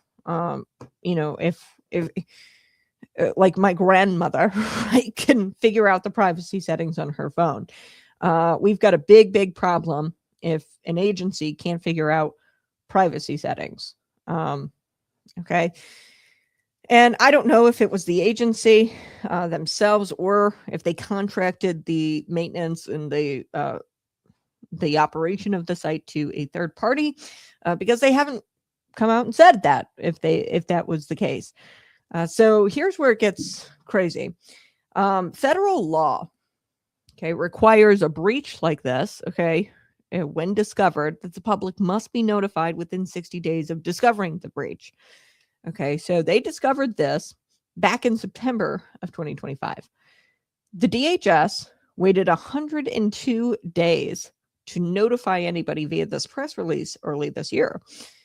Now, that, I don't know, to me, sounds like a violation of federal law. Okay, people, cuffs. I don't know what the punishment is, but charges need to be filed against state agency, the members of the state agency who oversaw this. Okay, or at least the public notification. The people responsible for public notification need to be held responsible under this federal statute. Senator Terry Bryant, a Republican, she's quoted in the Center Square, says, "What's alarming is how long this information was publicly accessible, 3 years, and how long it took for people to be notified after the problem was discovered." So from September to January, 102 days, nobody was notified. Okay, and this isn't just one mistake. Terry Bryant says that this follows a pattern of failures across state agencies under the Pritzker administration. And I can tell you right now what's going on. DEI hires. Okay, just look. If you were to look at the directors of some of these state agencies, if you were to just look at their profile pictures and photos of them, I'm talking like shaved head, purple hair, nose ring. Okay, and not to be, judge a book by its cover, but judge a book by its cover. Yeah, I could say that they're probably not. Like, if you're not willing to put effort into your appearance, why in the world would you be willing to put effort into an agency? Okay, if you're going to have a shaved head and a nose ring, and you're going to, disrespect yourself like that, of course you're going to disrespect the taxpayers. But anyway, I digress. Illinois has a track record, apparently, of data breaches. Now, I'm going to just ramble off a few of them. Okay, in April of 2021, the Attorney General's office, they were hit by a ransomware attack. Hackers using malware, they exposed names, addresses, social security numbers. Okay, and this was potentially affected millions of Illinois residents. And what did the state do? Oh, shoot. We got hacked. They just took everybody's information and shared it out there, and they hacked it. The social security numbers, put it out there. Well, what are we going to do? We're going to spend a gazillion, millions of taxpayer dollars on cybersecurity after the fact. And we're going to do forensic audits after the fact. That's what we're going to do. And this isn't even, the latest breach. Okay, 2021. We've got this one, bad settings. Okay, and I get it, like a cyber attack. That's very different than bad settings, because I think that the bad settings could be worse. Because if privacy settings were all messed up, DHS, like hackers breaking in is one thing, the state leaving the door wide open, that's just negligence and incompetence. So State Senator Terry Bryant, she says, I want to know if contractors were involved. So let's get to another example where data was breached, lawsuits, settlements. During COVID, during the pandemic, Illinois, what they did, the state, they handed out no bid contracts. So what is a no bid contract? A no bid contract is when you've got these third party people wanting to make millions in taxpayer dollars. And then they typically, what would happen is they bid for the job, okay, from the state, because the state doesn't actually do any services a lot of the time. They just kind of outsource it to a third party, which, I always think to myself, why do we need the middleman? Right? Why don't we just kind of, let the private sector do its thing? And, but anyway, during COVID, they had no bid contracts, which means, typically in a bidding process, you go with the lowest one with the highest, results, or the highest integrity. Okay. That's how the government should be awarding contracts. They never do. They usually award the contracts to their friends, their buddies. So during COVID, they did no bid contracts. Okay. Where they didn't do the bidding process. They just awarded it to whoever they wanted during COVID. Okay. And there was a contract worth millions of dollars, $22 million. Okay. And they contracted Deloitte. And what this company was going to do was manage the unemployment systems during COVID. Because I guess the IDES, the Illinois Department of Employment Security, incapable of doing it themselves, although we funnel millions of taxpayer dollars into that state agency, they just take the millions of dollars and then pay somebody from a company to do the jobs that we hired them to do. Anyway, so we hired this company. Turns out those systems, the unemployment data systems, okay, you file for unemployment. I did during COVID. You file for unemployment, and your data, and when you file for unemployment, things like your social security number are there, your address, all of that. There's a major data breach at the IDES during COVID. Those breaches led to lawsuits and settlements.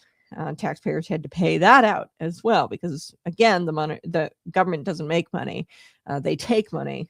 Okay, so they had to pay out settlements via taxpayer dollars to people who were injured by this data breach.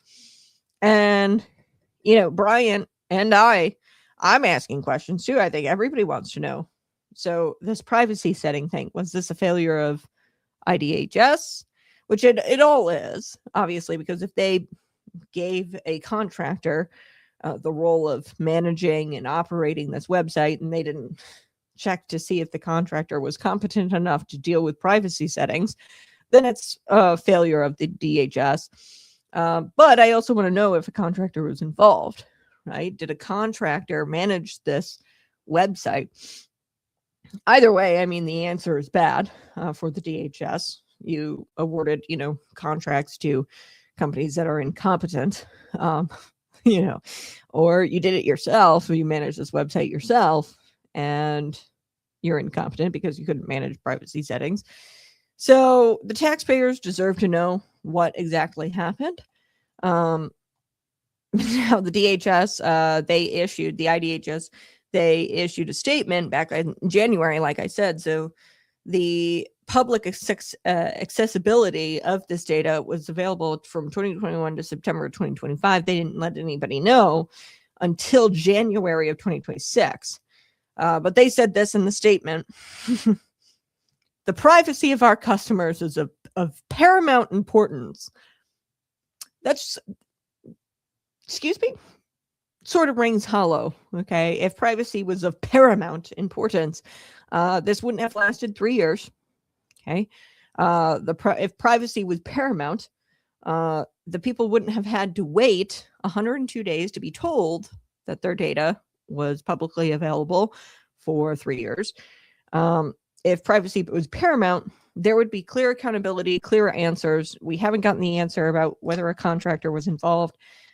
There'd be clear compensation. I mean, you can never really make whole somebody whose data has been, breached or whose data is out there. But you can take steps to correct your mistake. But all we got here is a policy after the fact. They implemented some sort of security mapping policy where, it's going to be impossible for privacy settings to allow data to be shown publicly. Okay, but this is after the fact. I'm glad that you changed the policy. That's the least you could have done. But what about compensation? How are you going to make these people whole? Senator Bryant, she says, the residents should receive free credit monitoring. So free credit monitoring would be, at the expense of taxpayers. But really it helps with identity theft. So, I mean, I don't know, like LifeLock. Have you heard of that? Where, you get credit monitoring. Usually you have to pay for that, where, these people keep your information and then they kind of track to see if any identity theft is happening. And then they kind of ring you and say hey, your identity, somebody attempted to steal your identity. Bryant said that maybe residents should be offered that. And Illinois has done that in the past for their prior breaches. Just sitting here this morning, in the last 10 minutes, I talked about the IDES. There was a breach there during COVID. And then there was a breach at the Attorney General's office, or a hacking situation there. The IDOC, there was a time where the Illinois Department of Corrections, their data got hacked, or their data was breached. I don't have the details on that one. I can look it up here in a second, but taxpayers are going to have to pay. Okay. So let's tally this all up. Okay. State fails to secure data. State violates notification law, federal law. State delays answers and does not discuss whether a contractor was involved, does not tell us why public notification was delayed. Taxpayers, they're there for the cleanup and ultimately maybe providing free credit monitoring for the victims of the data breach. Nobody's going to get fired. Nobody's going to get disciplined because we've seen this again and again and again. Nobody resigns. There's no accountability. And folks, that's what we call bureaucracy protecting itself. So Republican senators like Terry Bryant quoted in the Center Square, they're bringing this issue up, and leadership meetings, and they're talking about it. But here's the reality here, folks. Republicans are in the super minority. They could hold hearings and call for consequences at the state agency level, call for resignations, fire people, implement some sort of corrective action like free credit monitoring for those 700,000 residents. That's going to be costly, who were affected. But the Republicans are in the super minority because Democrats are in charge. There's probably going to be no such hearings. They just issued a little statement here in January, and that's it. Okay. They control the agencies. They control the oversight, the Democrats. And so far, there's no public explanation. There's no response to direct questions, no acknowledgement of legal violations. Why did it take over 3 years to discover, 2021 to 25? Why did it take over 100 days to publicly notify those who were victims of this data breach? Was there a contractor responsible who was managing the website who had the incorrect privacy settings? Will the residents be compensated? DHS is not going to answer any of these questions because the Democrats are in charge, and Democrats hate this word, accountability and consequences.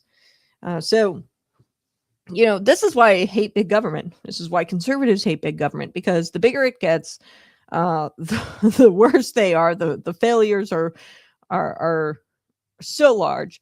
And it's not that I hate government services. It's not that I completely oppose government. But I will say when government grows, accountability shrinks. And say a private company, right? You run a private company and all of your customers' data, their medical data, so let's say you're a hospital, okay, a private company, and you've got 700,000 patients where their records were out there for the public to see, their medical records. Okay, that company would be destroyed. Okay, in the state of Illinois, they issue a statement, they move on, and this is just unacceptable. If the government wants your trust, it owes you their competence. If it fails, it owes you answers. And I'm sorry, but they never respond. They never answer for their failures. And I'm never going to try. I am going to make the government fear me like no other. And that is where liberty, happens, is when the government fears you. And I'm going to keep asking the questions that are uncomfortable because you're owed answers. We're owed answers. And, they want you to trust the government, and they want all of this money funneled into these agencies. Well, you got to give us answers if you want that. So let's get back to Minneapolis. There's one more story. I kind of want a few more clips I want to play. The angry mobs inspired by the rhetoric of Democrat politicians are invading Christian churches now. We know this. And they're invading Christian churches. And I don't get it. They're invading them in the name of protecting illegal immigrants. And I know what you're thinking. What? Where'd you get, let's invade Christian churches because, we want to protect illegals. I don't get it. Now, Tampon Tim, he said right before Christmas that ICE would be invading mosques, Somalian mosques. Tampon Tim said that they would likely do that, but guess what? Surprisingly, they did not do that. Instead, leftists have verbally assaulted a church, churchgoers. Children were crying in service, and they went in and started assaulting people because they heard that one of the pastors, I guess, at this church had, and it's a rumor, and I haven't been able to confirm this rumor, one of the pastors worked for ICE or worked with ICE, and Don Lemon joined, this church, joined in on this church ambush. And I do want to play, this is a video. I want to play, and I didn't see this video until this morning. Shocking stuff. Take a look.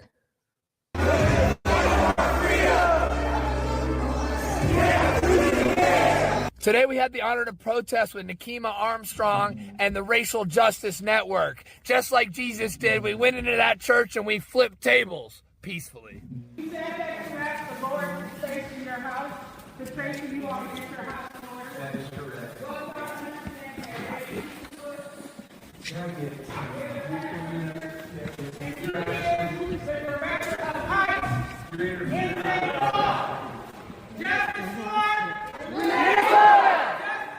Renee Good! Renee Good! Renee Good!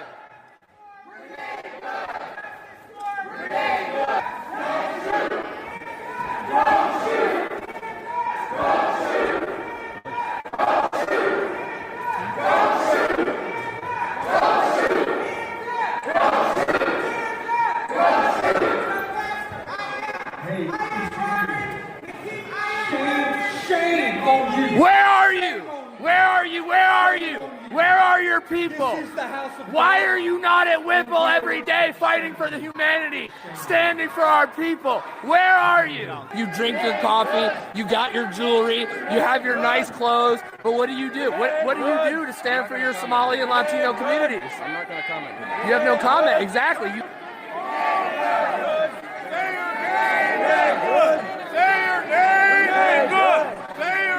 Renee Good. Renee Good. We have a duty to win. We must love and support one another.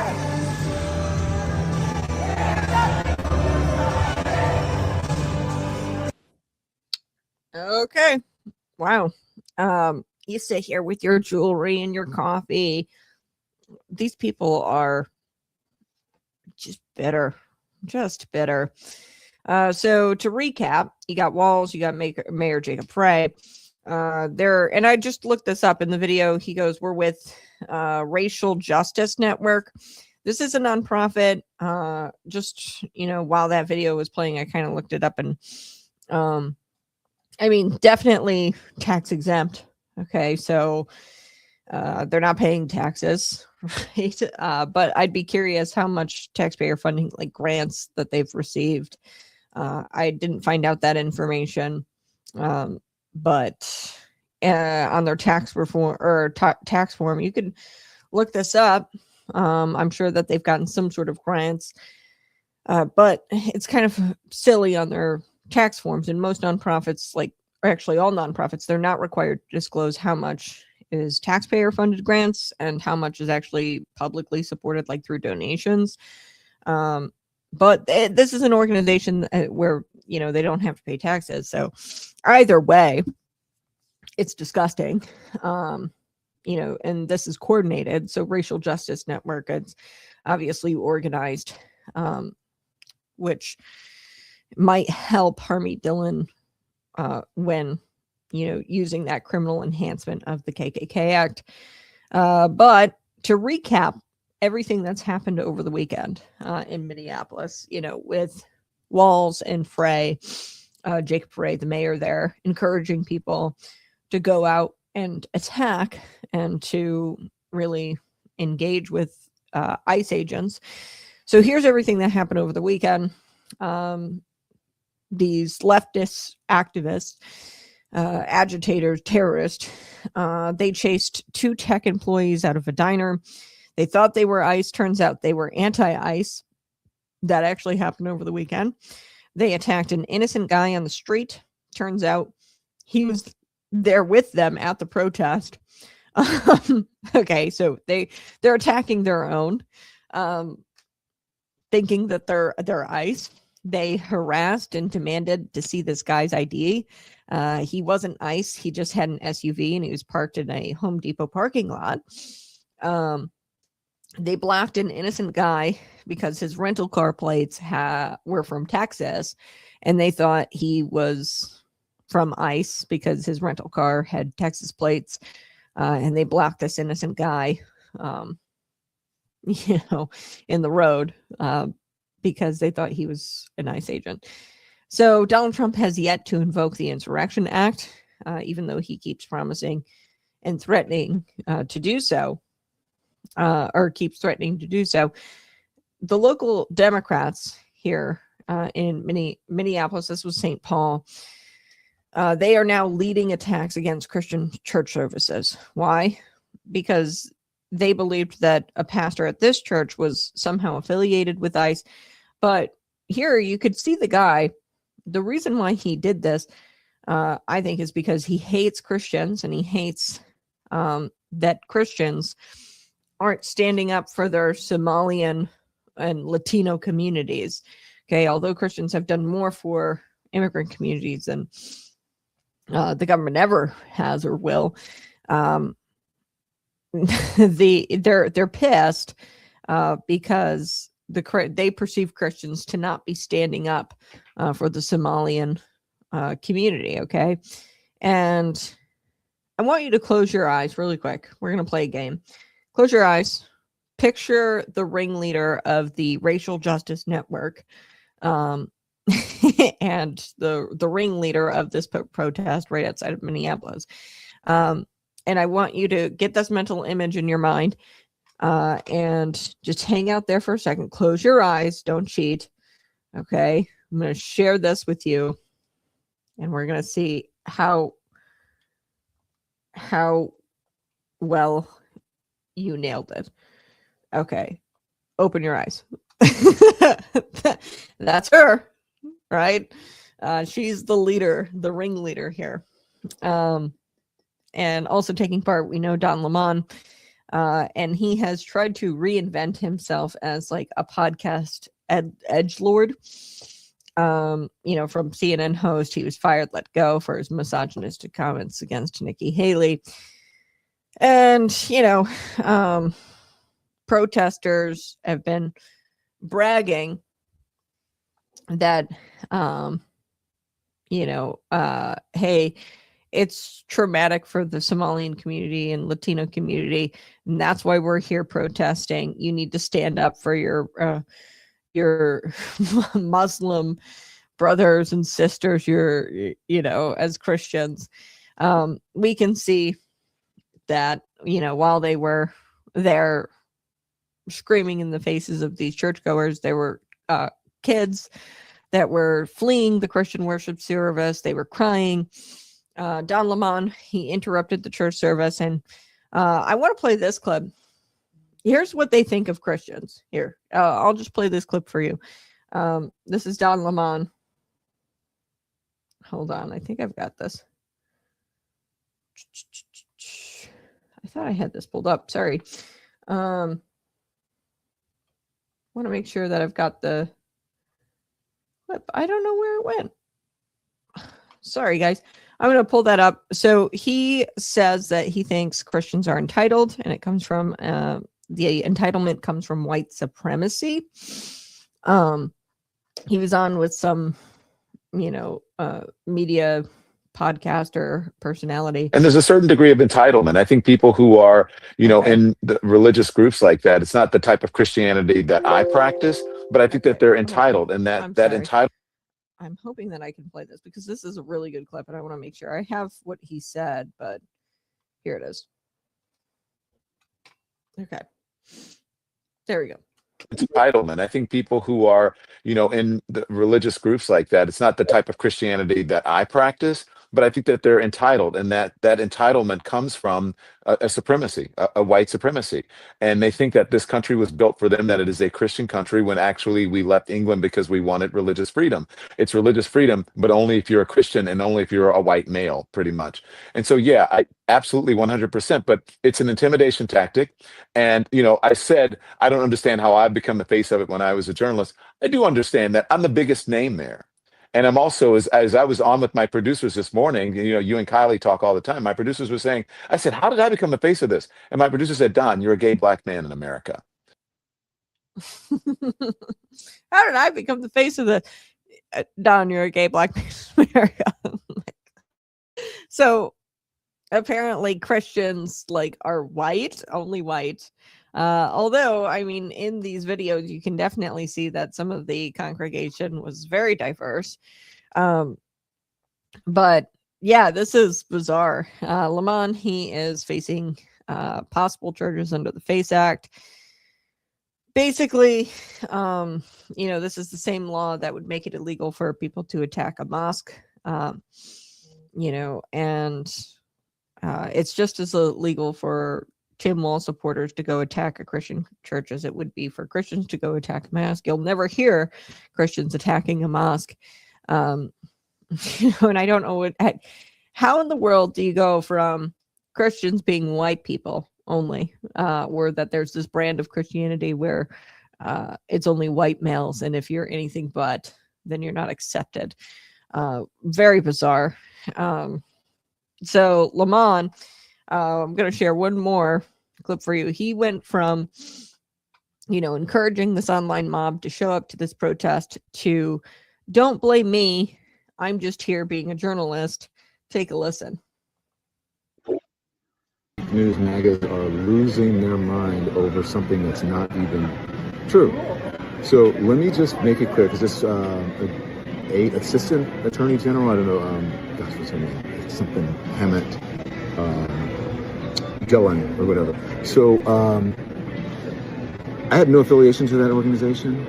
I didn't even know they were going to this church until we followed them there. We were there chronicling protests. Once the protest started in the church, we did an act of journalism, which was report on it and talk to the people who were involved, which included the pastor, members of the church, and members of the organization. That's it. It's called journalism. First Amendment, all that stuff. For all of you people who believe in the First Amendment, absolutist, there you go. So why don't you talk to the actual person who is in charge of the organization and whose idea it was to have the protests at the church before you start blaming me for stuff for which you have no idea. Thank you for your attention to this matter. Gosh, he's so annoying. Okay, he was asked to leave. He didn't leave. He was definitely encouraging people, praising the protesters, expressing support of the protesters. That was not journalism. Okay, he was asked to leave and he didn't. So whether Harmeet Dhillon, Attorney General Pam Bondi, I'm not a fan of either, really actually do anything about this is still to be determined. And like I said, I don't know. I'm not holding my breath. This administration seems to count to three when it comes to consequences. They're like, don't make me count to three, or otherwise you're going to face the consequences. And then they count to three, and then they do it again. And then there's still no consequences. So Walz and Frey, they have made it clear that they're not going to enforce federal immigration law, and that they are going to continue their inflammatory rhetoric towards ICE agents and whipping up these left-wing activists. And you know, the supporters of Walz and Frey, they're going to keep going out there. They're going to keep threatening people, and they're going to threaten hotel staff where ICE agents are staying. We've already seen that, and I am still waiting for the Insurrection Act. Hey, send a clear message that we aren't going to put up with this. Minnesota, Illinois, y'all need to get in line here and be a part of the United States. And if you guys want to be an open rebellion, then we're going to invoke the Insurrection Act. So as of 8:09 a.m. today, no Insurrection Act has been invoked by the Trump administration. I hope that I am wrong when I say that they won't ever invoke the Insurrection Act. Yeah, you're gay, repent, sin no more. I'm going to take some of your chats here before I go. Yeah. Don Lemon, he says, that's not my kind of Christianity. Anybody who says that, my kind of Christianity, as if there's different brands of Christianity, it's very clear. Repent, and once you repent and truly receive Jesus Christ as your Lord and Savior over your life, you'd be surprised, not to say that you become perfect, okay, or holy or completely sanctimonious, not to say that, but there is a sanctification process that happens. And to be out there in the face of this pastor interrupting the house of God and worship of Jesus, I don't know what kind of Christianity you're subscribed to, man, but that's not what Christians do. Interrupting church service, being a nuisance, encouraging people to be nuisances in the house of God, screaming things, scaring young children in worship service. Like, not sure what brand of Christianity you're subscribed to, but anybody who even says that there's a brand of, there's one way to be a Christian, and that is to profess Jesus Christ as your Lord and Savior. And when you do that, truly repent and have a humble heart and go before the Lord, there's something that happens afterwards, which is a sanctification process. And I'm sorry, but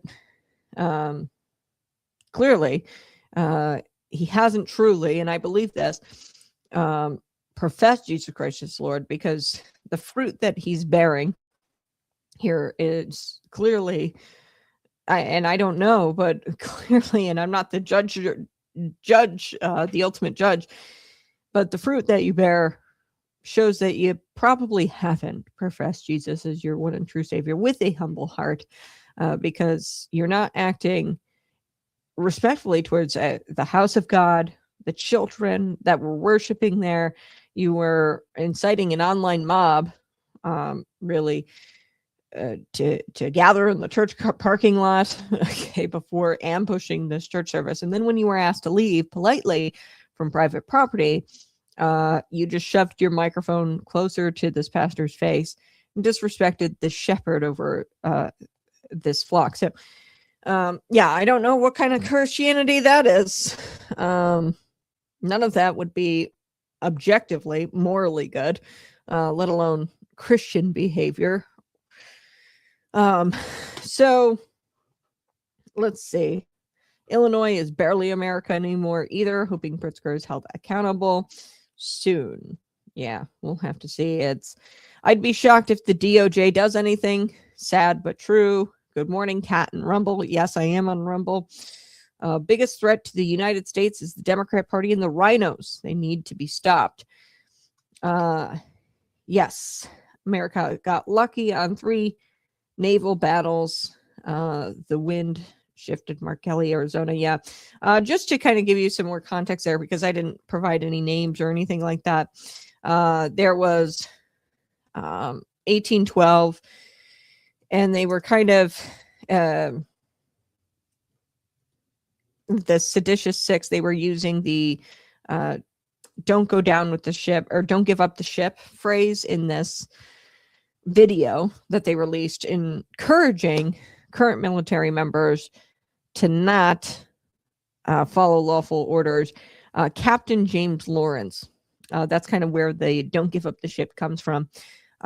It was, a battle, and then he fought against the British here in 1812 because they weren't taking America seriously. He told his mentee, don't give up the ship. Later, in the Great Lakes, there was a naval battle. Really cool. They won, America won. And, they just totally took this historical context, this historical phrase, don't give up the ship, and they distorted it. So, yeah, Mark Kelly definitely should have seen prison time, but the Pentagon gave him a slap on the wrist, if that. So, smash that like button, share this out with your friends, subscribe to the channel. We'll be back tomorrow morning bright and early. Bye-bye. Love you so much.